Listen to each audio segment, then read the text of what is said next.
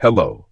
Tonight you walk gently into a world that has not yet learned your name, where rivers still choose their own paths and time itself feels like it is breathing slowly beneath the earth. You begin to notice that even silence here seems ancient, as if it has been practicing patience for thousands of years. You stand above the Indus Basin before any lasting human footsteps exist, and the land feels like a quiet memory waiting to be written. Monsoon winds from the Arabian Sea move slowly across wide plains, shaping moisture, dust, and expectation into soft layers of time. Even clouds here feel gently dramatic in motion. The earth is not yet history, but ongoing process, where sediment builds like patient handwriting across centuries. Ancient river systems shift gradually, forming fertile corridors of silt and clay across vast regions. Wild grasses and birds move through unnamed wetlands, while even the wind seems to forget direction with calm inconsistency. So before you get completely comfortable, take a moment to like the video and subscribe to the channel, but only if you truly enjoy what we're creating here. You might also consider commenting where you are listening from and what time it is in your part of the world, because even distant places feel close when shared quietly like this. Now, slowly dim the lights. Perhaps turn on a fan, letting the steady hum of the air fill the room. And in that gentle rhythm, we quietly step into tonight's journey together. The Indus landscape stretches outward like a vast, unfinished thought, where rivers braid and unbraid themselves across wide sedimentary plains. Water here does not rush, but negotiates with land slowly, almost politely, as if every change requires agreement. Even erosion seems to pause at times, considering whether it truly wants to reshape anything today. Far beneath the surface, ancient tectonic shifts once lifted and lowered this region across unimaginable spans of geological time. The Indian plate continues its slow collision with Eurasia, a process still ongoing today without urgency or conclusion. Even continents appear patient, as if they are willing to wait indefinitely for resolution. Occasionally, dry channels appear across the plains, faint traces of paleo rivers that once carried immense volumes of water through this vast basin. These forgotten waterways shape the fertility of the Indus region, long before any human memory existed to record them. If rivers kept diaries, this landscape would require countless libraries filled with flowing written water. The air itself feels layered, warmer near the ground and cooler above, as if the atmosphere is arranged in invisible sheets of time. Dust drifts gently through sunlight, forming shifting patterns that resemble slow constellations suspended over the land. Even a grain of sand seems more certain of its direction than a wandering traveler. Everything here moves with quiet deliberation, from soil formation to atmospheric motion, as if the entire basin is still deciding its final shape. Nothing arrives quickly, and nothing leaves without leaving a trace behind. Even the landscape feels like it is thinking slowly, continuing a process that has no clear endpoint. The monsoon system, driven by seasonal temperature contrast between land and ocean, will later become one of the defining rhythms of life in this region. For now, it exists only as a distant promise of rain that has not yet learned how to arrive on schedule. Weather forecasts would have been deeply confused here. Along the riverbanks, wetlands expand and contract with quiet patience, hosting reeds, amphibians, and countless unseen cycles of life. These ecosystems move without urgency, as if everything important will arrive in its own time. Even frogs seem to croak in slow motion, matching the atmosphere of a world that has not yet learned haste. You begin to sense how water, soil, and wind collaborate on processes far older than any human civilization. The Indus Basin is not yet a stage for history, but it is already forming its structure. Even nature feels like it is preparing lighting, scenery, and acoustics, as if the landscape is rehearsing for something. In the distance, faint animal trails cross the plains, suggesting movement without permanence or fixed direction. Migration here is rhythm rather than escape, shaped by seasons and subtle environmental cues. Even the idea of staying in one place feels optional, like choosing a seat in a very large, undecided room, open to endless quiet possibility. The sky above remains vast and unbroken, stretching across the Indus Basin in soft gradients of gold, pale blue, and fading amber. As dusk approaches, shadows extend slowly over the plains like drifting thoughts without urgency or force. Light dissolves gradually across the horizon, blending day and night into a single continuous breath of color. Even time itself feels suspended, as though it pauses mid-breath, forgetting to resume its natural rhythm for a moment. The landscape exists between instants, where nothing fully begins or ends, and boundaries of time soften into quiet uncertainty. In this stillness, everything feels gently held, waiting without expectation for what might come next, unformed and distant there. You begin to sense that there is no first step yet recorded, only preparation unfolding across an ancient landscape still forming itself through unseen processes. Everything exists in anticipation rather than memory, as if the world is waiting for meaning to arrive later. Even history here feels gently delayed, not yet required. In this suspended quiet, the environment feels assembled slowly from wind, water, and light, each element shaping space without urgency or direction. Rivers, air currents, and sediment interact in gradual, almost imperceptible collaboration. Even nature here behaves like an artist working without deadline, refining a canvas that is still far from complete. Each presence in this early world remains provisional, like a draft not yet finalized by time itself, open to change and continuous adjustment. Nothing feels fixed or concluded, only in a state of becoming. Even existence here feels soft and unfinished, as though the planet itself is still learning how to be. You now move deeper into time, where the land of Mergar rests quietly beneath an ancient sky, around 7000 BCE, long before cities exist in the way you understand them today. In this place, early farming communities begin to shape a slower rhythm of life beside fertile stretches of Baluchistan. Archaeological evidence shows barley, wheat, and small mud brick homes arranged with surprising regularity. You picture daily life repeating in careful rhythms as people depend on seasonal rains and hidden groundwater sources. Even the soil seems to hold memory, as if it remembers every drop of water it has absorbed over countless quiet, forgotten years beneath earth.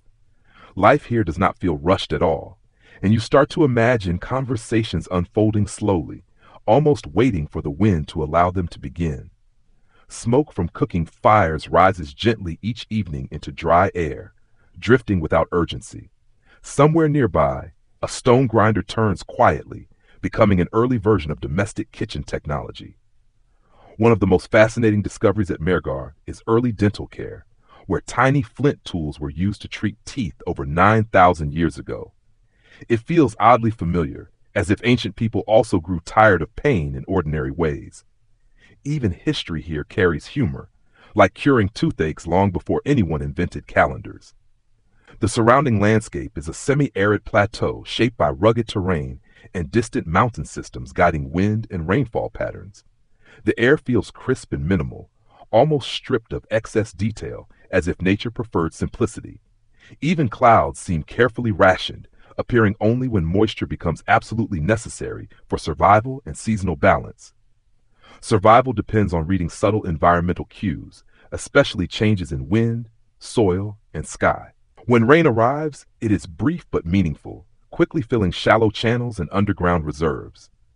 You might describe the weather as quiet and introverted, visiting only when conditions absolutely require its presence and nothing more than that. Everything here feels balanced between scarcity and patience, shaping how people, animals, and land interact over time. Daily life adapts to uncertainty with calm acceptance rather than resistance. Even existence itself seems to follow a slow rhythm, where nothing is wasted and every small change carries quiet significance across generations. Stone tools appear everywhere in this world, shaped through patient grinding and steady pressure over long periods of time. You imagine hands repeating slow, deliberate motions that stretch across hours longer than modern weekends. Even productivity feels meditative here, as if efficiency has not yet been invented, or even considered as a meaningful concept. Communities remain small, closely connected, and likely organized around kinship and shared daily labor. There is no sense of urgency or overcrowding, only quiet cooperation among people learning how to remain in one place. Social life feels less like a structured system and more like a gentle, ongoing agreement between familiar lives. At night, the sky above Mergar opens completely, unpolluted and strikingly clear in its vastness. Stars appear so close that they seem curious about the lives unfolding below them on the earth. It feels like an ancient version of unlimited streaming, except free, silent, and accompanied by gentle existential reflection. Cooking fires flicker in scattered clusters across the landscape, marking human presence within the surrounding darkness. The scent of grain and roasted food drifts through cool air mixed with dust and smoke. Occasionally, a clay pot cracks softly, adding small, unexpected drama to otherwise steady evenings of early human life. Early domestication of goats and sheep begins shaping daily rhythms in subtle but lasting ways. Herding paths form gradually, like invisible threads stretching across open land over generations. Even the animals seem to adapt calmly, as long as grass remains available in consistent and predictable abundance throughout the seasons. Beads made from stone and shell begin to appear, suggesting early forms of personal decoration and identity. You imagine someone carefully threading them together by firelight, perhaps thinking about appearance in the earliest human sense. Even style here requires patience, repetition, and a surprising amount of attention to tiny, delicate objects. Life here unfolds slowly, shaped by environment, survival, and quiet adaptation rather than urgency or expansion. Every action seems measured, as if time itself encourages restraint instead of speed. Even existence feels gentle and deliberate, like a world still learning how to balance simplicity with the first signs of human expression. Trade begins in very early forms, likely through short-distance exchanges between nearby settlements. Goods move slowly, carried by foot or animal, without any sense of urgency. If shipping apps existed here, tracking updates would probably just say, "Package still thinking about leaving origin." As generations continue, knowledge accumulates quietly, passed through repetition rather than writing. Skills in farming, toolmaking, and shelter construction deepen gradually. It feels less like progress and more like sediment forming layers of human understanding, each generation adding just a thin but meaningful layer. You begin to sense how adaptation to climate defines everything in this region. Survival depends on noticing subtle shifts in wind, soil moisture, and plant growth across seasons. Even attention itself becomes a survival skill here, as if mindfulness was not philosophy, but something discovered slowly through necessity, observation, and constant environmental awareness. Evening arrives gently, cooling the plateau and softening the harsh edges of the landscape after the heat of the day. Shadows stretch across small settlements, while cooking fires begin to glow again in scattered clusters. The transition feels unforced and natural, as if the land itself is easing into rest. There is a calm repetition to this cycle of heat, movement, and stillness, returning each day without disruption. You sense the world slowly learning how to breathe in rhythm with its inhabitants. Even existence here feels synchronized, like land, air, and life are quietly practicing the same enduring pattern together. And as night settles once more over Mergar, you realize that nothing here is rushed or forgotten. Each action, no matter how small, becomes part of a long, unfolding story. The river of time continues beneath silent stars, carrying everything forward with a patience that feels almost infinite. You now arrive around 2600 BCE, when the Indus Valley reaches a remarkable stage of urban development, and cities like Harappa and Mohenjo-daro emerge with an almost uncanny sense of order. The settlements feel carefully designed rather than gradually grown, as if planning itself has become a quiet cultural habit across generations. The streets unfold in a precise grid pattern, intersecting at right angles that suggest careful measurement and shared standards across vast distances. You notice how movement through these cities feels structured yet calm, like walking through a well-organized thought. Even direction seems less confusing here than in many modern city maps. Standardized baked bricks appear everywhere, made with consistent ratios that allow buildings to align smoothly across entire neighborhoods. This uniformity suggests coordination across many settlements and regions. Even construction feels like a shared language, where builders follow the same quiet architectural grammar without needing explanation or central instruction, Beneath the streets, sophisticated drainage systems run like hidden veins, carrying wastewater away with remarkable efficiency. You sense that infrastructure here is carefully planned, even if its creators remain unseen in daily life. These systems suggest a strong civic awareness. Even hygiene becomes a collective priority embedded quietly into urban design itself. Daily life is shaped by these unseen systems working continuously beneath the surface of the cities. Stability and cleanliness depend on coordination that is largely invisible to those walking above.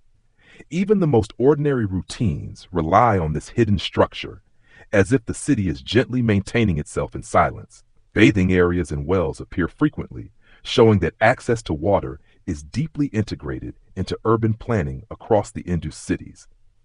Cleanliness is not treated as luxury, but as routine daily practice. Even washing feels like part of a broader civic rhythm, as if the cities themselves breathe through carefully maintained systems of water. What stands out most is what is not present. There are no grand palaces or monumental royal tombs dominating the skyline. The absence feels deliberate, as if this civilization values balance over display. Even power here appears distributed quietly, choosing not to announce itself through visible symbols of dominance or overwhelming architectural scale. Compared to civilizations such as Egypt or Mesopotamia, where rulers express authority through massive monuments, these cities feel noticeably restrained. You sense a different guiding philosophy, where order replaces spectacle in shaping urban life. Even ambition here seems understated, preferring subtle organization over dramatic architectural expression or visible concentration of authority. In the early morning, you imagine people moving through narrow lanes, carrying goods, exchanging tools, and beginning work without urgency or disruption. The rhythm of life feels steady and predictable across neighborhoods. Even conversation seems softened here, as if the urban environment itself encourages quieter interaction among its inhabitants. Trade networks extend outward, connecting Indus cities with distant regions through river routes and coastal pathways. Goods such as beads, textiles, and metals move slowly but consistently across vast distances. Even commerce feels calm and structured, like an ongoing conversation that never requires urgency or interruption to maintain its continuity. Together, these patterns suggest a civilization built around coordination, restraint, and subtle efficiency rather than visible power or expansion. Daily life flows through systems of water, trade, and craft with quiet stability. Even society here feels balanced, where complexity exists not in display, but in the smooth continuity of shared urban order. Stone seals engraved with animals and abstract symbols circulate among merchants and households across the Indus cities, though their meanings remain undeciphered today. You sense a writing system trying to speak across millennia, still holding its silence.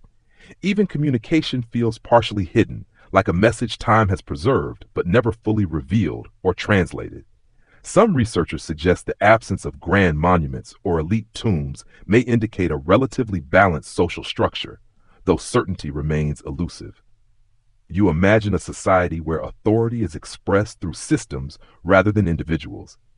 Even hierarchy, if it existed, appears softened, distributed quietly through shared urban design rather than concentrated visible power.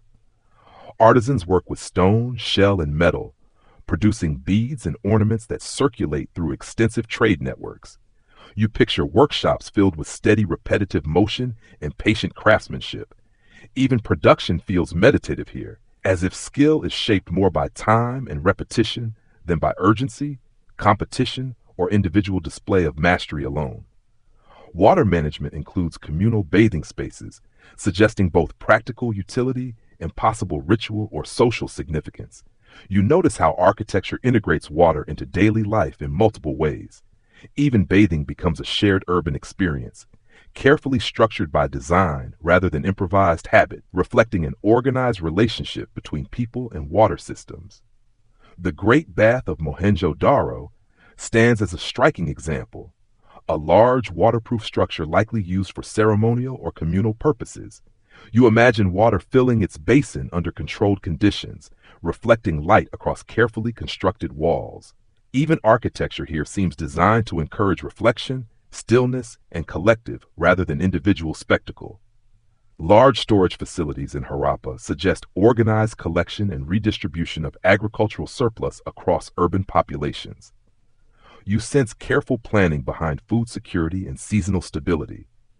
Even grain storage becomes part of a larger civic system where abundance is managed quietly, ensuring balance without overt display or centralized excess accumulation.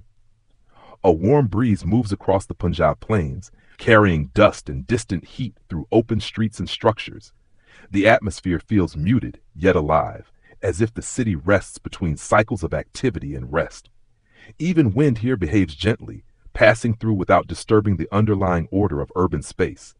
Everything in this world seems designed around balance, repetition, and quiet coordination, rather than expansion or spectacle. Daily life flows through carefully maintained systems of water, trade, and craft. Even civilization here feels understated, where complexity exists not in display, but in the smooth continuity of everyday functioning and shared stability. As evening settles, the cities remain steady beneath fading light, their geometry unchanged and patient. You feel how urban life here is less about dominance and more about continuity. Even nightfall does not interrupt the rhythm, only softens it into deeper stillness. You now walk into a morning in Mohenjo-daro, where the first light of the sun slowly warms baked brick streets and the city begins its quiet unfolding without urgency. Footsteps echo gently through narrow lanes, forming a steady rhythm that blends into awakening life. Even morning here feels like it prefers silence over announcement entirely. Work begins early for many artisans, especially those shaping beads from deep red carnelian stone with careful precision and steady focus. You can imagine hands grinding and polishing each piece through long repetition. The process feels meditative, as if time itself slows down to match the deliberate rhythm of every precise, practiced movement. These beads are not merely decorations, but objects of connection, moving through trade networks that stretch far beyond the Indus Valley. Each bead carries the idea of distance, linking Mohenjo-daro to regions the makers may never personally see. Even commerce here feels personal, like sending fragments of human effort across invisible bridges between lives. Through these small objects, craftsmanship becomes communication across space and time, embedding meaning into material form. Every bead reflects patience, skill, and quiet intention shaped over hours of work. Even trade here feels intimate, as if each exchange carries a trace of the hands that created it into distant, unknown worlds. Nearby, workshops fill with quiet concentration, where tools of stone and shell are arranged with practiced order and care. The sound of grinding, tapping, and sorting forms a subtle background rhythm across working spaces.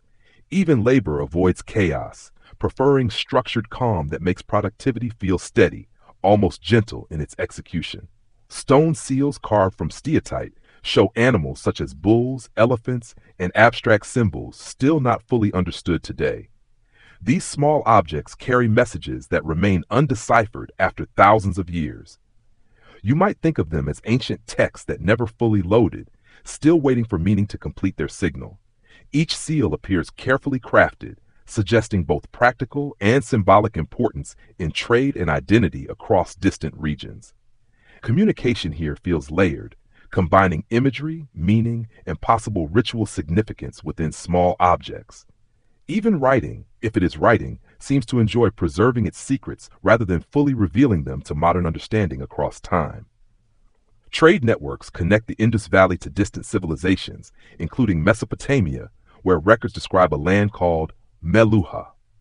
This name appears in ancient Sumerian texts as a source of valuable goods and unfamiliar origins. Even geography becomes poetic here, known more through inherited stories than through direct physical experience of landscapes or routes.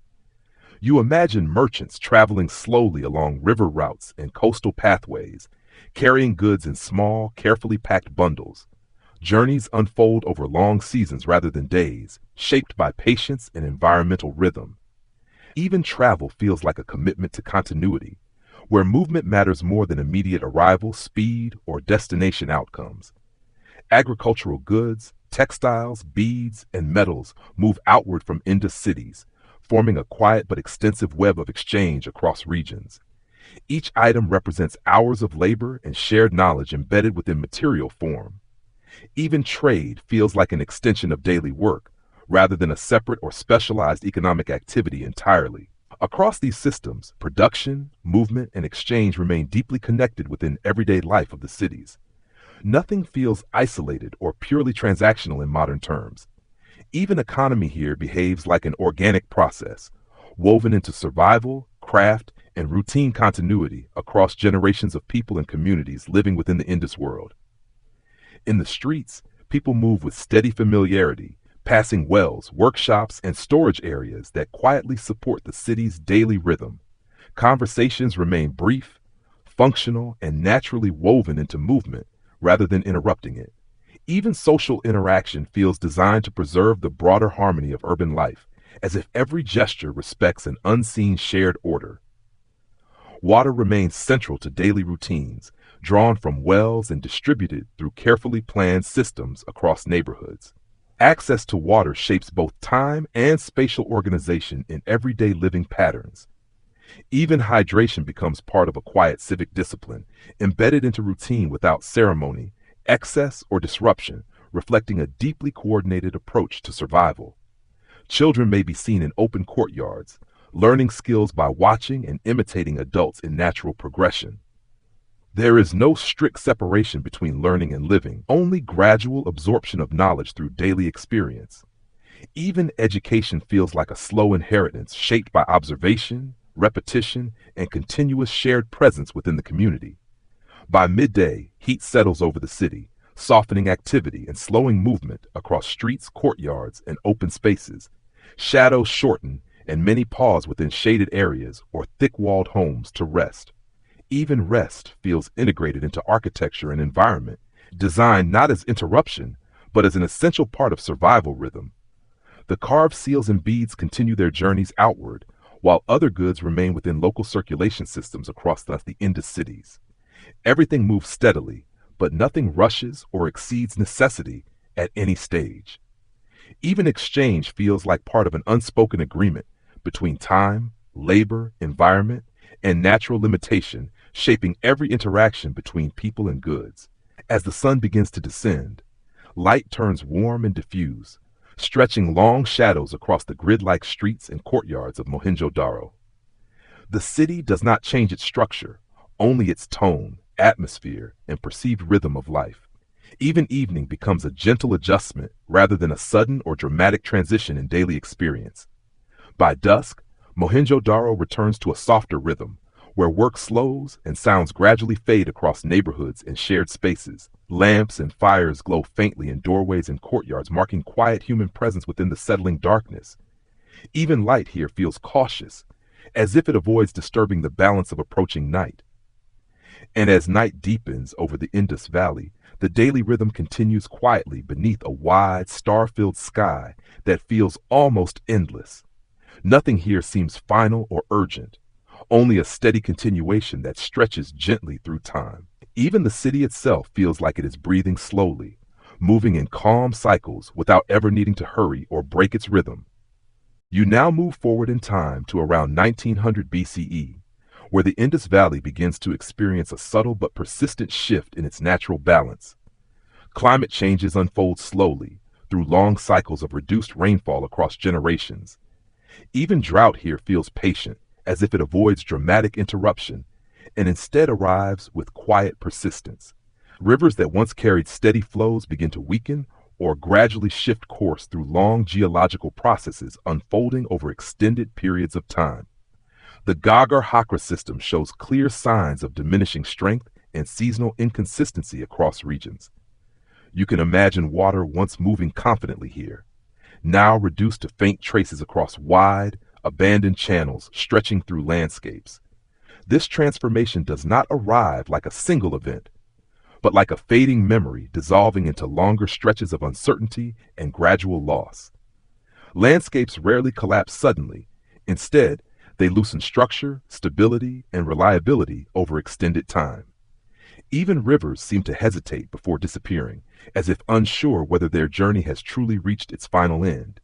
With reduced water availability, Agricultural cycles begin to adjust quietly across multiple regions and settlements in response to environmental change. Fields that once supported stable harvests now require greater effort, adaptation, and risk each passing season. Even farming becomes a negotiation with an unpredictable sky, where rainfall grows irregular, uncertain, and increasingly difficult to rely upon. There is no evidence of widespread destruction or sudden invasion during this transitional period across the Indus Valley. Archaeological findings suggest no single catastrophic event erased these urban centers or caused immediate abandonment. Instead, population movement appears gradual, like a slow exhale of people dispersing across a widening landscape over many generations. Communities begin migrating toward wetter regions in the east and south, following more reliable water sources across shifting environmental conditions. This movement unfolds slowly over many generations, rather than as a single coordinated migration event. Even leaving here feels unhurried, like carrying memories forward through time instead of escaping immediate danger or sudden environmental collapse entirely. Cities that were once active and carefully maintained begin to lose population density gradually over extended periods of change. Streets that once carried continuous movement slowly feel more open, quiet, and increasingly spacious. Even architecture begins to feel like it is waiting for human interactions that arrive less frequently with each passing generation in these changing urban environments. Doors remain open in many places, but fewer voices pass through them as daily life gradually slows across neighborhoods. The soundscape of urban existence shifts from structured activity to intermittent silence that grows more noticeable over time. Even silence itself feels heavier, accumulating slowly across courtyards and open spaces like dust settling on forgotten surfaces everywhere.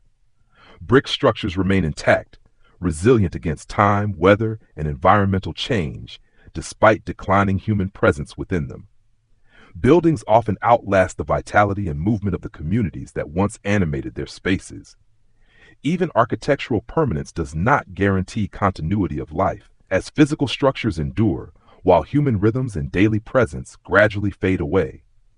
Markets become less active as trade routes are used more sporadically, and long-distance connections between regions gradually weaken over time. The once extensive networks linking distant settlements begin to loosen, fragment, and lose their earlier consistency. Even commerce appears to recognize when expansion is no longer sustainable, slowly contracting into smaller, more localized exchanges across increasingly isolated regions and communities. Water management systems, once carefully maintained through coordinated effort, begin to lose consistent upkeep in certain areas across the Indus cities. Wells, channels, and drainage systems remain physically present, but are used less frequently and less reliably. Even infrastructure depends entirely on continuous human attention, and without it, these carefully engineered systems slowly decline into quieter, less functional states over extended periods of time. Dust accumulates more visibly across empty streets, courtyards, and unused public spaces as human activity continues to decrease. Wind moves more freely through these abandoned areas, carrying away traces of daily life and reshaping the surface of forgotten environments. Even the atmosphere seems involved in a process of gradual forgetting, as physical remnants of activity are softened, dispersed, and slowly erased by natural forces. As populations shift, knowledge, skills, and traditions travel with people toward emerging settlements in other regions. What remains behind are physical structures and artifacts, but fewer voices to sustain their original cultural and functional context. Even cultural memory begins to migrate, following living communities, rather than remaining anchored in abandoned urban environments that gradually lose their active meaning. The natural environment continues its slow, independent adjustments, unaffected by human activity or settlement patterns over long periods of time. Rivers shift course, rainfall varies, and ecosystems respond according to ancient climatic rhythms. Even nature remains indifferent in a calm, non-hostile way, continuing its processes steadily regardless of whether human settlements expand or gradually retreat. By late afternoon, light stretches across increasingly quiet streets, revealing the geometry of cities in softened and elongated detail across open spaces. The absence of movement becomes more noticeable than any remaining activity within these environments. Even sunlight seems to linger longer over empty spaces, as if observing the slow transformation of once inhabited landscapes. Shadows lengthen across courtyards, corridors, and open plazas that once carried dense human activity throughout the day. The stillness grows more pronounced as time moves steadily toward evening across the region. Even shadow itself feels like a record of absence, marking where life once moved, but now exists only as layered memory and trace. As evening arrives, Indus cities rest in a different kind of stillness, shaped by gradual transformation rather than sudden collapse or destruction. You realize history does not always end through catastrophe or conflict, but through slow dispersion over time.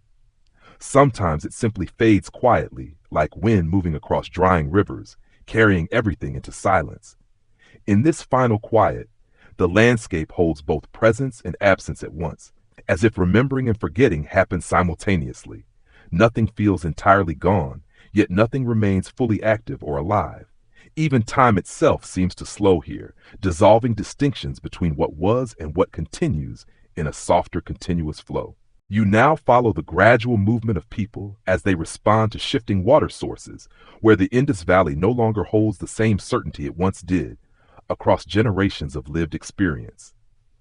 Communities begin traveling eastward toward the Ganges basin, carrying not only tools and skills, but also quiet memories of older cities that once shaped their daily lives and identity.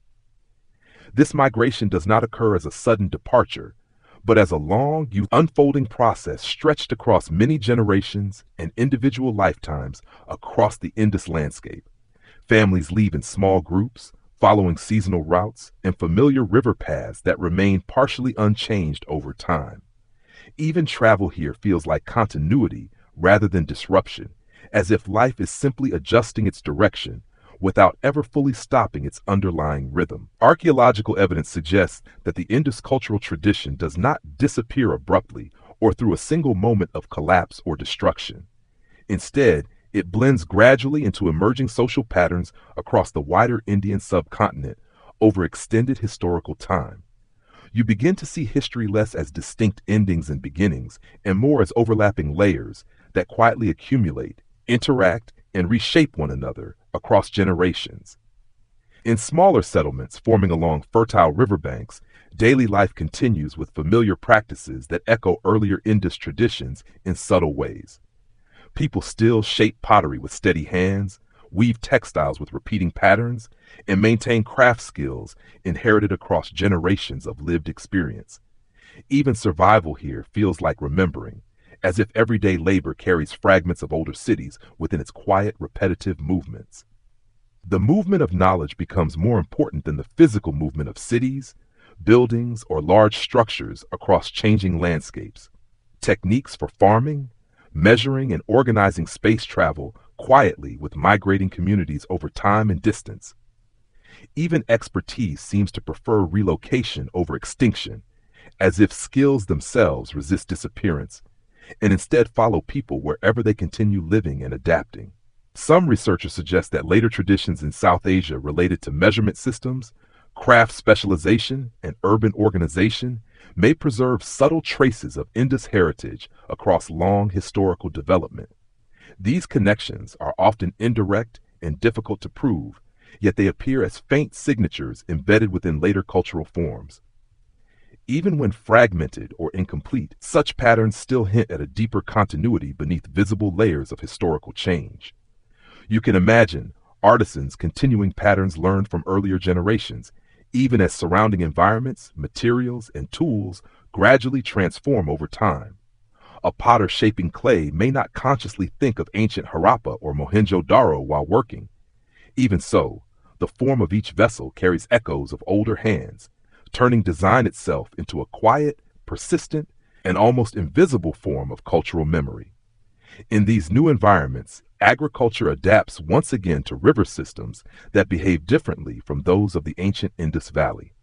Fields of rice begin to appear more frequently, supported by monsoon-fed waterways, seasonal flooding cycles, and changing rainfall patterns. Even crops here seem to reflect shifting geography, responding directly to evolving environmental conditions and the slow transformation of human settlement across regions. Trade continues in smaller, more localized networks that connect villages and emerging towns across expanding regional landscapes.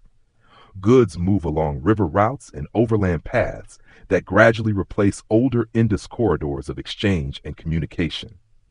Even commerce becomes more regional in scale, yet it remains quietly persistent, maintaining continuity through reduced but steady patterns of interaction between communities. Religious and symbolic practices also evolve gradually, blending older Indus traditions with new forms of expression across changing communities and regions. While direct continuity is often difficult to trace with certainty, recurring patterns of ritual and symbolism suggest deep cultural layering accumulated over long periods of time. Even belief systems seem to travel alongside people, transforming slowly without fully revealing their earliest origins or original meanings. The landscape of the Ganges Basin introduces different environmental rhythms, including denser forests, wider floodplains, and more consistent seasonal rainfall patterns across regions.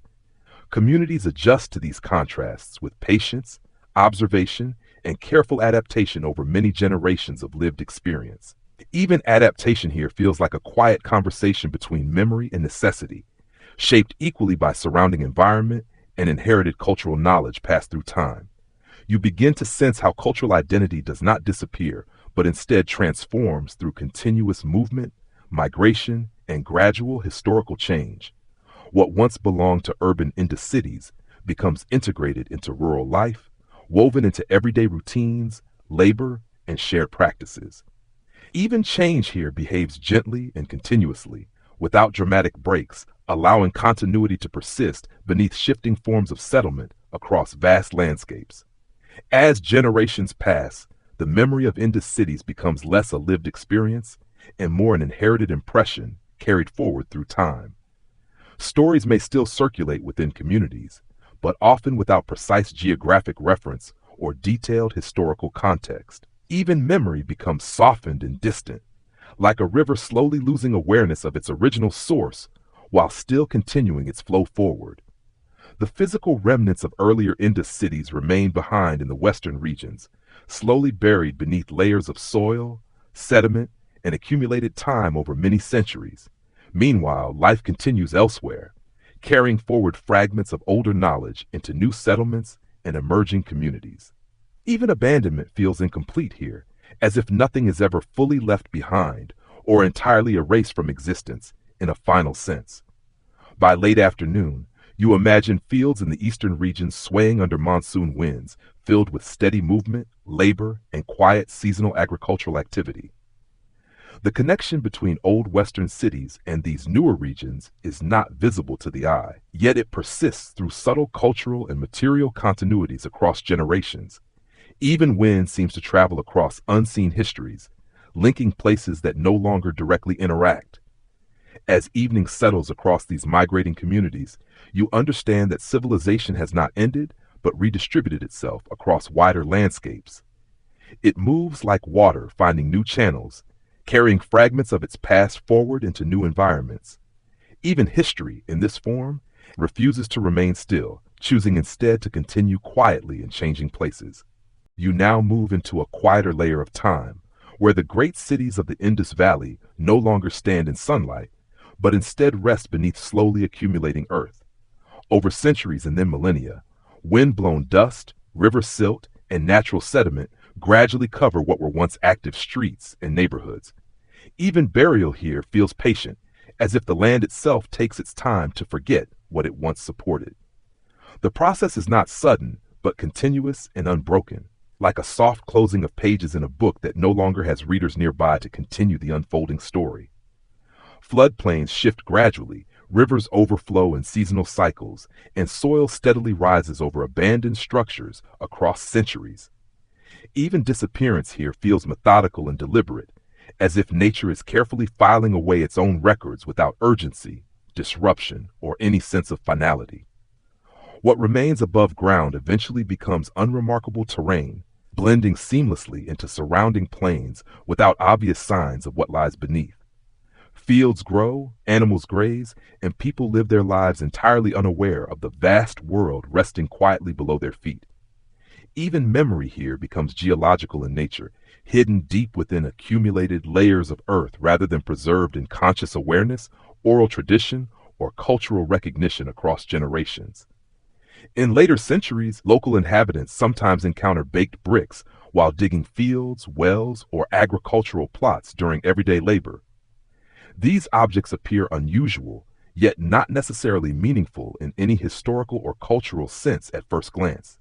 Even discovery here feels casual and incidental, like finding something lost without realizing it once held significant purpose, function, or importance within a long-forgotten urban system. These bricks, once part of carefully planned urban structures and organized city grids, now lie scattered throughout deep soil layers across wide geographic regions. They are durable enough to survive long periods of burial and environmental pressure, yet silent enough to reveal nothing about their original architectural or cultural context. Even material permanence does not guarantee recognition, understanding, or meaning across the vast passage of time. By the 19th century, during the expansion of colonial infrastructure across the Indian subcontinent, railway construction becomes a major force reshaping the physical landscape. Tracks require strong, stable foundations, and ancient bricks from Harappa are often repurposed as convenient and readily available building material. Even history becomes physically reused when its origins are no longer recognized. You can imagine workers handling these bricks without any awareness of their ancient origin or cultural significance during their daily labor. To them, these materials function simply as practical structural components within a rapidly expanding industrial system of construction and rail development. History here is physically present in their hands, yet conceptually invisible within the broader framework of modernization, industrial progress, and changing economic priorities shaping the landscape. Rail lines extend across Punjab and Sindh, connecting distant regions with increasing speed, efficiency, and growing industrial coordination across vast territories. Beneath these modern pathways, older civilizations remain undisturbed, yet completely unnoticed in long subterranean silence. Even progress here travels directly over forgotten worlds, without recognizing the depth, complexity, and history hidden beneath its foundations. At the time, there is no awareness that these reused construction materials belong to one of the earliest urban civilizations known in human history. The scale, organization, and sophistication of Indus Valley cities remain completely hidden beneath accumulated soil, sediment, and centuries of historical silence. Even ignorance here is total and complete, not partial or shaped by interpretation, but absolute absence of recognition or understanding. Meanwhile, beneath the surface, entire architectural systems remain intact in fragmented but persistent form across buried and forgotten landscapes. Walls, drainage systems, wells, and foundations continue to exist in darkness, preserved by time, pressure, and burial, rather than intentional human care or preservation. Even preservation here is entirely accidental, shaped only by natural concealment and the slow protective layering of earth over time. Small seals carved with animals and abstract symbols lie scattered across underground layers of compacted soil and sediment. These objects wait without expectation, embedded in earth that gradually hardens around them over centuries. Even artifacts here seem suspended between discovery and oblivion, existing without any awareness of future recognition. Terracotta figurines, once handled in daily routines or ritual contexts, now rest quietly in buried rooms and storage spaces beneath the surface. Their forms remain recognizable even after thousands of years of isolation from human touch. Even representation here survives longer than the meanings once attached to it by their creators. The plains of Punjab and Sindh become vast archaeological archives without labels, where entire urban systems exist beneath layers of accumulated earth. Each layer of soil adds another chapter of concealment over already forgotten spaces. Even geography here functions like a slow, natural archive, writing itself over time.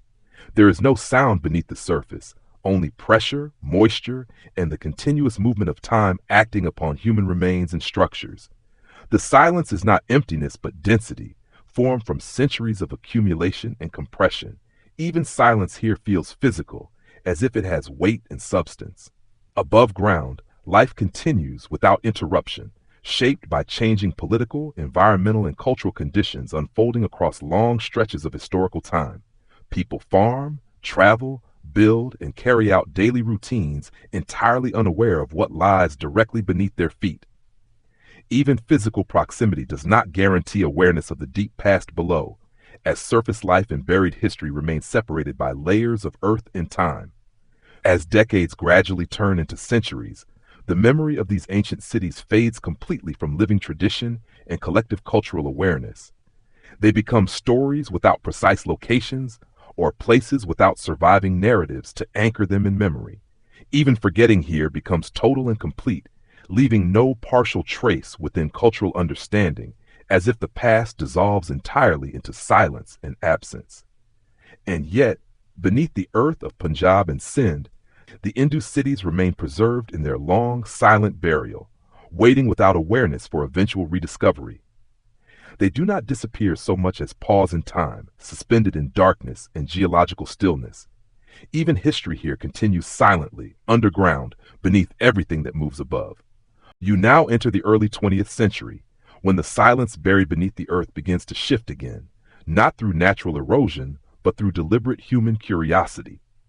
In 1921, Daya Sani begins excavations at Harappa, brushing away soil untouched for millennia. Even discovery feels hesitant, as if the ground resists revealing what it has long protected in darkness. Each layer removed reveals traces of an immense urban world long buried under accumulated soil. Brick walls appear first, then street outlines and structured grids suggesting careful planning across large settlements. History feels as if it is awakening again after an uninterrupted silence. Excavation becomes slow, precise, and reverent under harsh sunlight across ancient ground. In this phase, excavation does not resemble dramatic discovery, but patient unfolding through time. Tools move carefully through compacted earth, revealing pottery fragments, household remains, and ancient drainage channels. Even archaeology seems to slow, respecting the quiet dialogue between present hands and distant human lives. It feels like listening to something that never truly stopped speaking. In 1922, Rakaldas Banerjee expands exploration at Mohenjo-daro across the hot plains of Sindh, uncovering evidence that Harappa is not isolated, but part of a wider civilization. Geography begins to shift conceptually as buried urban networks come into view. This realization reshapes understanding of early urban life in South Asia. As excavation expands, a consistent pattern emerges across multiple sites. Standardized brickwork, carefully planned city layouts, and shared principles of urban design spanning vast regions. Streets align with remarkable precision, suggesting coordinated systems beyond individual settlements. Even construction feels unified across space and time, as if cities followed a shared architectural language rather than isolated development. One striking discovery is the advanced drainage system beneath homes and streets, built with remarkable consistency across urban zones. Wastewater channels, covered drains, and household connections show strong attention to sanitation and civic order. Even hygiene appears embedded in planning itself, reflecting concern for public health. This infrastructure suggests early urban engineering more advanced than once assumed. Large storage facilities are also uncovered, indicating organized systems for collecting and distributing agricultural surplus. These granaries reveal planning capable of sustaining entire urban populations. Even food management reflects coordinated administration operating quietly in the background, maintaining stability without monumental display of power. This suggests complex governance functioning without grand architectural expression. As excavations continue, thousands of small artifacts emerge, including stone seals with animal motifs and abstract symbols. Their consistent craftsmanship suggests shared design conventions across regions. Even communication appears to rely on a visual system still undeciphered by modern scholarship. This remains one of the most persistent mysteries in the study of early writing systems. The most enduring mystery becomes the Indus script, composed of hundreds of short inscriptions found on seals, pottery shards, and clay tablets. Despite extensive analysis and decades of research, no definitive translation has been achieved. Even language here remains suspended, as if it exists in a form that resists full human decoding or linguistic classification. Scholars continue to attempt comparisons, statistical models, and linguistic reconstructions, yet the script remains unresolved and deeply enigmatic still today. Researchers apply comparative analysis, pattern recognition, and statistical methods to interpret the Indus script, yet no consensus has been reached. It resists classification as either alphabetic or purely symbolic. Even knowledge here feels incomplete, as if ambiguity is preserved across millennia. This uncertainty shows early writing systems may not fit modern linguistic frameworks or expectations of resolution. As dust is brushed from artifacts, there is a sense of something awakening rather than being created anew. Each object feels like a fragment of a larger silence interrupted after thousands of years. Even time seems to slow during excavation, as if acknowledging what once lived beneath. History appears to gently return from a long, quiet sleep. The surrounding landscape remains harsh and dry, contrasting with the complexity emerging beneath it. Heat rises across the Sind plains, while structured urban remains lie below the surface. Even environment and history appear layered in tension across the same space. This duality shows how archaeological sites preserve both physical remnants and shifting meanings simultaneously. Excavation teams work carefully, documenting each discovery with precision and scientific rigor. Measurements, sketches, and cataloging are essential for preserving what is uncovered. Even science advances slowly here, respecting the fragility of material and context. Archaeology becomes a disciplined process where every artifact must be recorded before interpretation can responsibly begin. As more sites are identified, the scale of the civilization becomes clearer, stretching across vast regions of the subcontinent. What once seemed isolated now forms a connected urban network. Even isolation dissolves into patterns of unity across geography. This understanding reshapes early urban history as a coordinated development rather than scattered, unrelated settlements. The significance of these findings gradually reshapes historical understanding of early urban development across South Asia and nearby regions. A civilization once thought lost now stands alongside Egypt and Mesopotamia in antiquity. Even historical hierarchies shift under archaeological evidence, placing the Indus Valley Civilization within global early urban studies and highlighting its contributions to planning and organization. By late afternoon, excavation sites grow quiet as sunlight softens across the plains. Tools are set aside carefully, and newly uncovered structures are covered for protection. Even discovery pauses here, as if respecting the fragile silence of what has been revealed. The day ends with reflection, documentation, and careful preparation for continued archaeological work tomorrow. As evening approaches, Mohenjo-daro lies partially revealed, its shapes emerging slowly from silence into understanding. The past does not speak loudly, yet it is no longer fully hidden beneath the earth. Even rediscovery feels like listening to something that has waited for thousands of years. Archaeology here becomes a dialogue between absence, evidence, and careful interpretation. Beyond the excavation trenches, the Indus Valley Civilization exists as a layered presence in modern historical thought. What was once buried now forms a foundation for understanding early urban complexity. Even now, the past remains active through interpretation, reshaped by each generation of scholars. History here is not fixed, but continuously reconstructed through evidence and inquiry. You now stand before small stone seals from the Indus Valley, each carrying short inscriptions carved with careful precision. The symbols are compact and highly disciplined, arranged with remarkable economy. Space itself seems treated as something valuable and limited. Even writing here feels restrained, as if expression was designed never to exceed what was strictly necessary or structurally appropriate. These inscriptions are typically very brief, often consisting of only a few characters arranged in tight sequences. They appear on steatite, terracotta, and occasionally metal surfaces, each one preserving a fragment of encoded meaning. Even communication here feels compressed, as if thought itself has been reduced to its most essential and carefully filtered form before being fixed into material permanence. Despite more than a century of study, no bilingual inscription has ever been found to unlock their meaning. Without a reference point comparable to the Rosetta Stone, interpretation remains suspended in uncertainty. Even understanding here feels like listening to a voice carried across vast distance, distorted by time, silence, and the absence of any shared linguistic anchor for comparison or translation, leaving only fragments of possible meaning.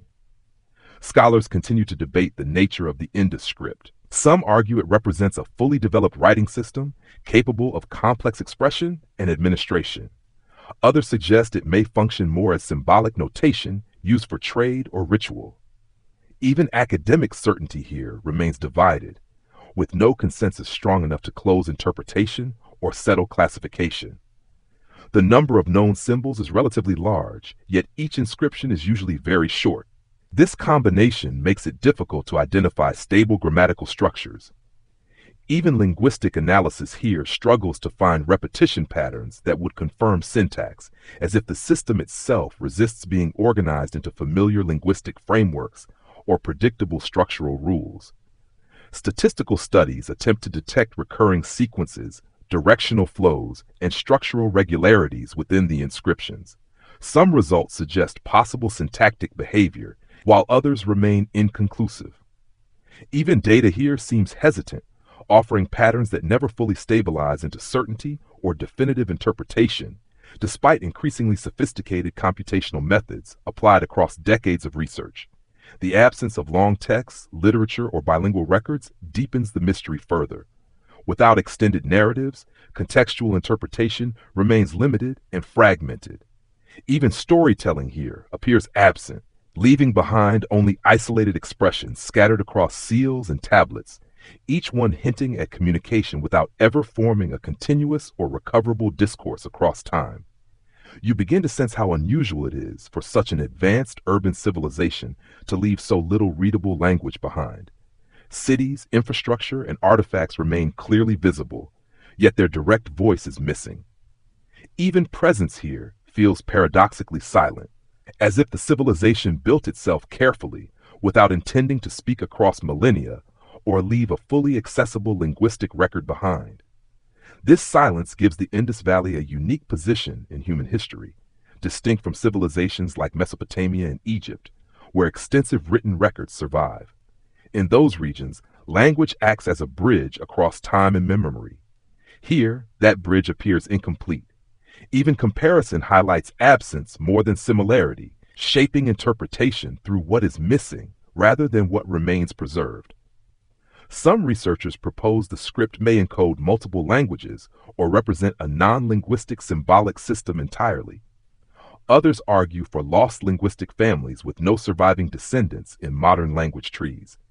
Even hypotheses multiply without convergence, forming diverging interpretive paths that never fully meet or stabilize into a single explanatory framework or agreed linguistic reconstruction among scholars. The seals often depict animals such as bulls, elephants, and composite or mythical creatures with symbolic significance. These images may carry meaning, yet interpretation remains uncertain and open-ended. Even imagery participates in ambiguity here, reinforcing possible narratives while simultaneously withholding any definitive explanation of what these symbols were originally intended to communicate or represent. Many seals were likely used in trade, marking ownership or authenticating goods across wide exchange networks. Yet even this practical role cannot fully explain the density and consistency of inscriptions found across regions. Utility here seems intertwined with abstraction, as if administrative function and symbolic expression operated together within a system that is still not fully understood by modern interpretation or linguistic reconstruction. As artifacts are examined under museum lighting, engraved symbols cast shifting shadows that change with each slight adjustment in perspective. Scholars work late into the night studying them, searching for patterns that remain just beyond recognition. Even observation becomes an act of persistence and patience, where meaning feels close yet remains unreachable despite continuous analysis, comparison, and increasingly advanced technological methods applied over decades. The more the Indus script is studied, the more it appears to resist closure rather than move toward resolution. It remains stable across time, unaffected by repeated attempts at interpretation or classification. Even resistance here feels structured, as if silence itself has developed endurance, holding its form steadily against centuries of analytical pressure, academic debate, and evolving methodological approaches in archaeology and linguistics. This enduring undeciphered script shapes how the entire Indus Valley civilization is understood today. Without readable texts, reconstruction depends heavily on material remains, spatial patterns, and comparative interpretation. Even history here becomes partially speculative, assembled from what survives physically and what remains permanently unreadable, creating a narrative built on both evidence and absence within the archaeological record of early urban societies. And so the seals continue to rest in museums and archives, carrying their silent inscriptions into the present world. They are carefully preserved, studied, and displayed, yet remain fundamentally unreadable in essence.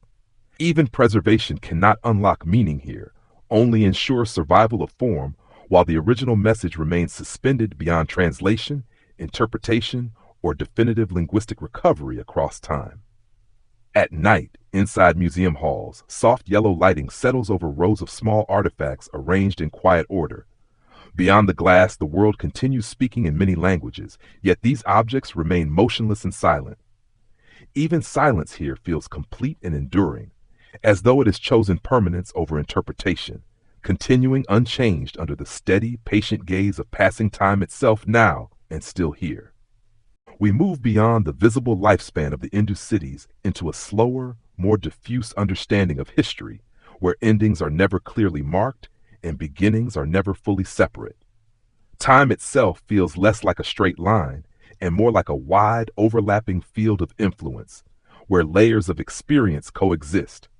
In this perspective, civilizations do not disappear abruptly, but dissolve gradually into continuing patterns that shape what follows on. Although major Indus urban centers faded long ago, many underlying patterns continue to echo across later South Asian societies. Craft traditions, spatial planning, and material culture survive in altered but recognizable forms. Disappearance leaves adaptive traces that reshape within new contexts over time, influencing later regional cultural development across historical landscapes of continuity and change. Trade routes that once linked the Indus region with the Arabian Sea and inland territories continue across successive historical periods. These pathways are reused, reshaped, and reinterpreted by later kingdoms and cultures. Geography seems to remember movement, preserving direction after travelers are gone, maintaining continuity across shifting environments over time within layered historical memory still. Ports, river crossings, and caravan routes form inherited infrastructure passed through shifting political landscapes. Goods continue flowing across these networks, even as identities of those who move them change over time. Commerce behaves like a continuous thread woven through many civilizations, adapting to new authorities while maintaining pathways of exchange across centuries and beyond time. Archaeological and historical studies suggest that although the Indus urban system did not survive intact, certain structural ideas persisted indirectly. These include settlement layout, craft specialization, and regional exchange networks. Such systems survive in fragments rather than complete replicas, re-emerging in altered forms across later societies through gradual transformation and continuity over historical long time. In later periods, new kingdoms rise and fall across the Indian subcontinent, adding layers to a deeply stratified historical landscape. Cultural continuity becomes difficult to isolate as influences blend, overlap, and recombine across centuries. Identity becomes cumulative rather than singular, shaped by interaction, migration, and exchange, resisting simple categorization within evolving systems over time. Modern genetic studies reveal long-term patterns of population mixing across the region, showing that human groups moved, merged, and adapted over thousands of years. These patterns do not indicate abrupt replacement, but rather gradual integration and continuity. Biological inheritance reflects a slow transformation shaped by contact, migration, intermarriage, producing layered ancestry in continuous flux always. You begin to understand that population history is not composed of clean separations, but of overlapping movements and shared spaces. People carry ancestry, culture, and memory in ways that rarely align neatly with political boundaries. Identity is shaped through continuous interaction, migration, and exchange, producing patterns that blur distinctions across time and geography in an ongoing flow of human continuity and transformation always. There is no clear boundary where the Indus civilization ends and later South Asian cultures begin. Instead, there exists a long continuum of adaptation, transformation, and reinterpretation across time. Cultural and historical categorization struggles to divide what is fundamentally interconnected, as influences flow between periods, regions, and societies without strict separation or definitive closure. Languages evolve, split, and merge across centuries, shaped by migration, trade, and cultural exchange. While the Indus script remains undeciphered, later linguistic traditions may carry echoes of ancient contact zones. Speech itself appears shaped by invisible layers of earlier interaction, where meanings shift gradually across generations, accumulating subtle traces of long-term communication cultural blending. Religious and philosophical ideas emerge through long interaction across regions and history. Origins are difficult to assign as traditions merge and evolve over time. Belief systems resemble shared rivers fed by unseen tributaries, shaped by exchange, adaptation, reinterpretation across generations, forming layered spiritual landscapes, resisting simple categorization within evolving cultural memory and continuity preserved. Urban and rural patterns shift with environmental, political, and economic change.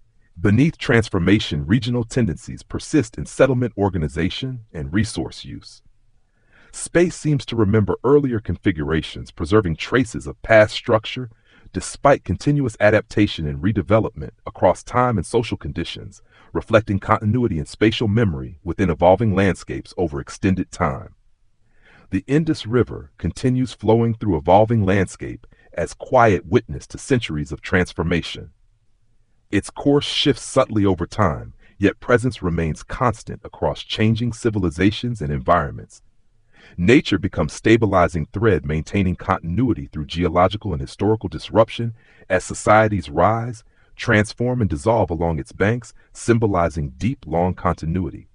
You sense history here is not isolated civilizations, but long interwoven processes unfolding across time. Each period blends into the next without sharp separation, creating continuity through transformation rather than rupture. Time feels braided rather than segmented, as past and present coexist in overlapping layers of influence and development across evolving cultural landscapes always. As dusk settles across the plains, light spreads gently over fields, villages, and distant riverbanks. The landscape appears calm, yet beneath it lies the accumulation of countless human movements across time. Stillness here contains hidden motions spanning millennia, where every quiet moment is part of a longer unfolding of activity, change, continuity within land. Night arrives and the Indus Valley does not end in silence, but continues in another form. Its echoes persist as subtle influence woven into later life across generations. Legacy is not a conclusion, but a quiet persistence beyond visible history, shaping patterns that remain even when origins are no longer clearly seen across time within continuous historical cultural transformation and flow process. Across these layers of history, you begin to see continuity within change, where civilizations are not isolated units, but overlapping processes. Identity, culture, and memory are reshaped through interaction, migration, and exchange. What appears separate is only temporary within a much longer interconnected flow of transformation across time and human historical experience overall. The story of the Indus Valley is not disappearance, but continuation through transformation. Its influence persists in layered forms across time, shaping societies in ways not always visible or easily defined. Even without clear boundaries, the past remains active within the present, quietly guiding patterns of life and history forward through continuous change. You now arrive in the present day, where Mohenjo-daro rests quietly beneath the open skies of Pakistan, exposed after thousands of years of concealment. The sun casts warm light over red-brown brick walls that have endured time with remarkable resilience. The city feels as if it has learned how to age without resistance, holding its presence calmly within vast archaeological stillness. The ruins spread across a vast landscape where streets, walls, and foundations still preserve the precise geometry of a carefully planned urban world. You can trace outlines of homes, courtyards, and public structures as though the city remembers its own form. Even absence feels structured rather than empty, as if space itself retains a memory of human order across long-forgotten generations and vanished everyday life patterns. Wind moves freely through exposed corridors, passing over ancient drainage channels, wells, and worn stone staircases that once carried constant daily activity. Air flows without obstruction, making the entire city feel transparent to time itself.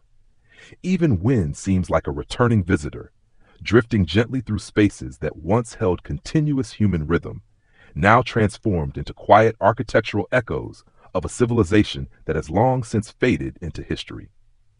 One of the most remarkable structures is the Great Bath, a large water tank built with precise engineering and waterproofed brickwork. It remains one of the earliest examples of large-scale water management in human history. Though dry now, it continues to shape understanding of how water, ritual, and urban planning once intersected in this ancient civilization. Silence dominates the entire site, not as emptiness, but as a layered presence. The absence of human activity feels less like abandonment and more like a paused rhythm suspended in time.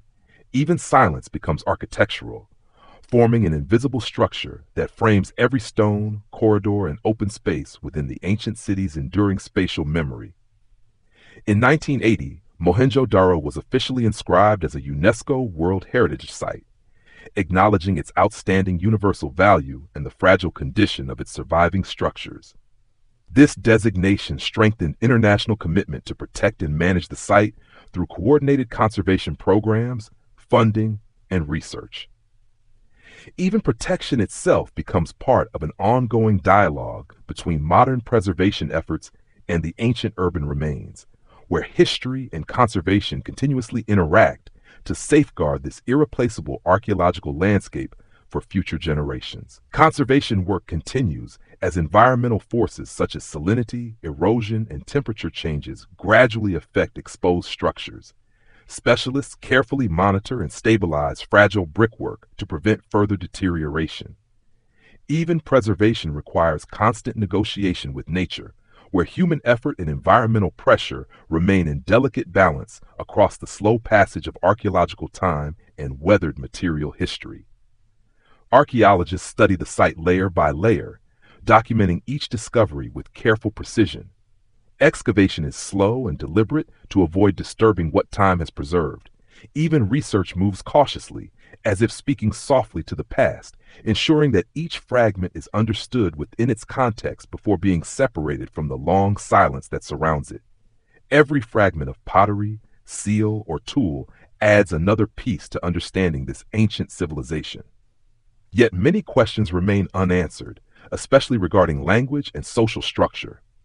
Even knowledge grows gradually here, never becoming complete, as each discovery opens new uncertainties while deepening the mystery of how this urban world once functioned across time. The surrounding environment is harsh, with intense sunlight and dry winds shaping the experience of the ruins. Despite this, the city retains a quiet dignity, as if refusing to disappear completely. Even weather becomes part of the archaeological narrative, continuously shaping surfaces, textures, and perceptions of a civilization that still resists full disappearance. Walking through the remains, you can begin to imagine how daily life once unfolded within these spaces. Streets now empty once carried constant movement, sound, trade, and exchange between people. Even imagination becomes a bridge between present observation and ancient activity, allowing fragments of life to reassemble across gaps left by time, silence, and lost historical continuity that separates modern perception from lived experience of the ancient city. The passage of time is visible in every worn brick, cracked surface, and eroded architectural detail.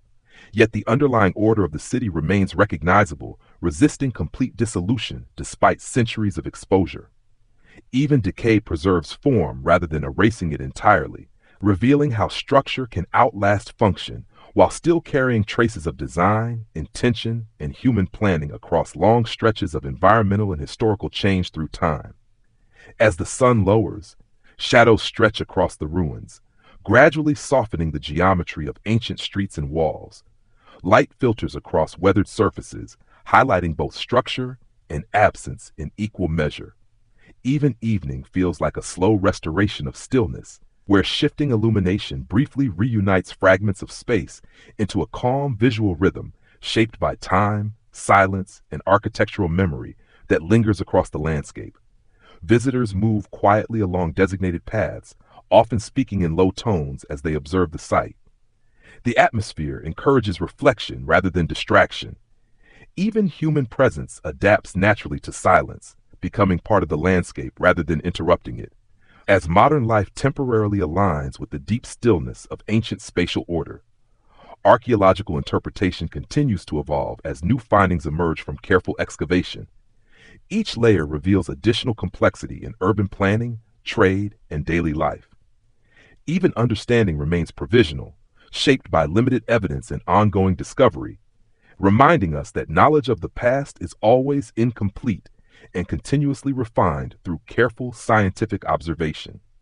Technological tools now assist in mapping and preserving Mohenjo-daro, including digital reconstruction and satellite imaging. These methods help visualize lost structures without disturbing fragile remains.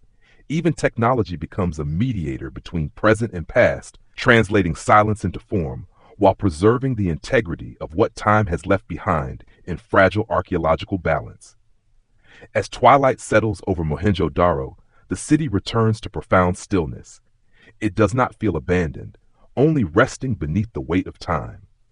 Even the evening sky seems to pause above the ruins, as if acknowledging a memory too vast and distant to fully express within the limits of present understanding. You now step beyond human memory into a deeper frame of reference, where history becomes a thin surface layer upon an ancient and evolving planet.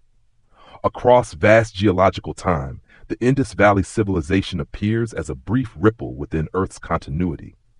Even significance becomes relative, shaped by overwhelming planetary transformation beyond perception. Rivers continue slow, persistent transformations, shifting course through sediment and gravity over thousands of years.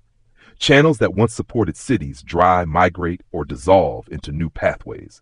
Even permanence is temporary, as water always finds new directions, reshaping landscapes through erosion, accumulation, and continuous geological adjustment across fluid terrains shaped by time. The monsoon system returns each year with rhythmic consistency, shaped by planetary cycles beyond human control. It brings life, erosion, renewal, and change in equal measure, sustaining ecological balance through repetition. Even climate behaves like a repeating conversation between ocean and land, sustained across time without memory or interruption entirely. These planetary rhythms continue regardless of human presence or absence, forming a deeper system of motion that outlasts civilizations and all human records. Earth's processes proceed without awareness, steadily shaping environments through vast stretches of time. Even history becomes secondary, as geological and atmospheric forces define continuity across scales far beyond human experience, perception, or interpretation in any meaningful sense. Civilizations rise and fade, yet geological processes continue without pause or awareness of human presence. Mountains lift gradually, plains accumulate layers of sediment, and coastlines reshape themselves across immense intervals of deep time. Even history becomes secondary here, overshadowed by planetary motion that operates independently of human experience, interpretation, or memory, continuing silently as Earth evolves through slow, continuous, and irreversible transformation across vast geological scales. Brick structures once carefully assembled by human hands now rest beneath layers of soil, sand, and accumulated time. They are no longer buildings in functional use, but material fully integrated into Earth itself. Even architecture ultimately returns to geology, dissolving its original purpose while still retaining physical presence within deeper natural systems shaped by pressure, erosion, and time, across vast and slow planetary processes of transformation. What remains of human activity gradually becomes indistinguishable from natural deposits over long spans of time. Pottery shards, seals, and tools slowly merge with surrounding Earth through compression, burial, and continuous transformation. Even artifacts lose separation from the ground that preserves them, becoming part of a single continuous material landscape shaped entirely by geological processes, where human distinction fades into environmental continuity and long-term natural accumulation. You begin to sense how fragile memory is compared to geological persistence across deep time and planetary scales. Human stories depend on transmission, interpretation, and continuous cultural effort, while Earth continues regardless of recognition or remembrance. Even remembrance requires active resistance against the natural drift towards silence, erosion, and eventual absorption into material continuity, where memory dissolves into the slower raft, more enduring processes of physical transformation. Above these buried layers, wind continues moving across the Indus plains, shaping sand and carrying dust in quiet, repeating cycles that never truly end. It passes over ancient cities without awareness of what lies beneath its path. Even wind becomes a messenger without knowledge of its own message, connecting surface and depth through invisible motion that links present landscapes with long-forgotten human histories, preserved underground across deep time. Night arrives over the landscape, revealing a sky unchanged by the passage of civilizations or human history below. Stars continue their distant patterns with quiet constancy, appearing indifferent yet stable in presence across immense scales of time. Even the cosmos feels enduring in a way that contrasts sharply with the fragile and shifting conditions of Earth, where everything changes while above it, everything seems to remain still and unaltered. Beneath this sky, layers of Earth hold countless traces of human existence, compressed into time that no longer separates individual moments or events. The Indus Valley rests within this accumulation, neither active nor lost, but fully integrated into deeper temporal flow. Even presence becomes absorption into the planet's long, continuous material narrative, where memory and matter merge into a single unfolding geological record stretching across vast periods of transformation. Civilizations are not erased so much as redistributed into ongoing environmental continuity across vast geological systems that outlast human memory. Their structures, tools, and cities gradually become part of slower planetary processes shaped by erosion, sediment, and time. Even disappearance becomes transformation rather than ending, as human traces dissolve into continuous cycles of material change, endlessly reshaped by natural forces operating far beyond human awareness or control. Time in this geological sense does not move toward any conclusion, but instead toward continuous layering of accumulated change. Each moment becomes a thin deposit placed upon another, gradually forming an almost infinite archive of transformation. Even history itself behaves like strata rather than narrative, building without closure, resolution, or finality across vast planetary scales, where time is measured in layers rather than events or stories. As you look across this imagined expanse of deep time, distinctions between human existence and the Earth begin to soften and dissolve. Everything appears as part of the same slow system of transformation, operating across geological and planetary processes. Even existence itself feels shared between life, stone, atmosphere, and time, forming a unified continuum where separation becomes increasingly irrelevant within the larger unfolding rhythm of planetary change. In the final stillness, only wind remains perceptible across the Indus plains, moving gently without urgency, direction, or intent. It crosses fields, deserts, and buried cities with equal quietness and indifference, unaware of what lies beneath its path. Even sound itself seems to dissolve into a wider rhythm of silence, expanding across both surface and depth, connecting visible landscape with the unseen layers below.